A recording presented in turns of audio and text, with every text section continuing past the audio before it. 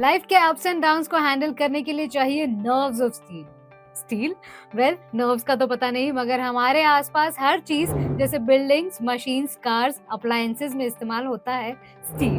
तो coming to the point, आज हम डिस्कस कर रहे हैं एक ऐसे कंपनी का आईपीओ जो स्टील के पाइप्स बनाती है। इस वीडियो में आप विभोर स्टील ट्यूब्स लिमिटेड आईपीओ जो जल्दी लाइव होने वाली है उसके डिटेल्स के बारे में जान पाएंगे। विभोर स्टील 20 सालों से हेवी इंजीनियरिंग इंडस्ट्रीज के लिए स्टील पाइप्स और ट्यूब्स मैन्युफैक्चर और एक्सपोर्ट करती है। स्टील पाइप्स एंड ट्यूब्स का इस्तेमाल कई तरह से कई प्रोडक्ट्स में होता है, जैसे bicycle frames, shafts, steel frames, furniture, shockers, structural and engineering materials. Company Jindal pipes limited के लिए जिंदल स्टार के ब्रांड नेम से प्रोडक्ट सप्लाई करती है।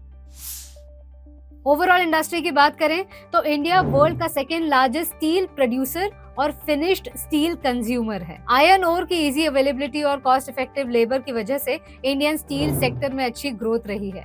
2019 और 23 के बीच स्टील ट्यूब्स और पाइप्स का प्रोडक्शन 10% CAGR से बढ़ा है। FY23 में डोमेस्टिक डिमांड बढ़ने से प्रोडक्शन में 27% तेजी आई है। Oil and gas, infrastructure, real estate जैसे सेक्टर्स की अच्छी ग्रोथ से स्टील पाइप्स एंड ट्यूब्स की डिमांड में ग्रोथ मोमेंटम जारी रहने का अनुमान है। कंपनी के की स्ट्रेंथ्स की बात करें तो जिंदल स्टील पाइप्स के साथ कंपनी प्रमोटर्स के पुराने रिलेशन है। पार्ट वेंडर से स्टार्ट होकर आज कंपनी जिंदल पाइप्स के लिए full time Jindal star brand name से steel tubes and pipes manufacture करती है। डोमेस्टिक कस्टमर्स के अलावा कंपनी 10 कंट्रीज में अपने प्रोडक्ट्स एक्सपोर्ट भी करती है।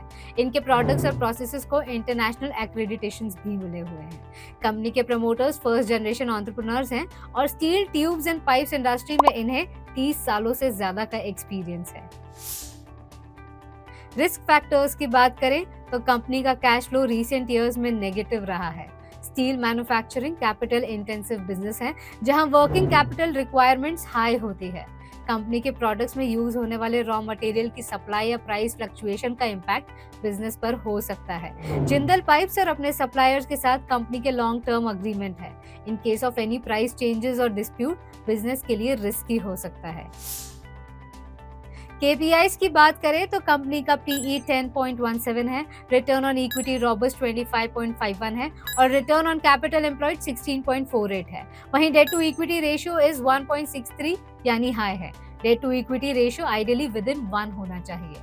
IPO 13 से 15 फरवरी तक ओपन है।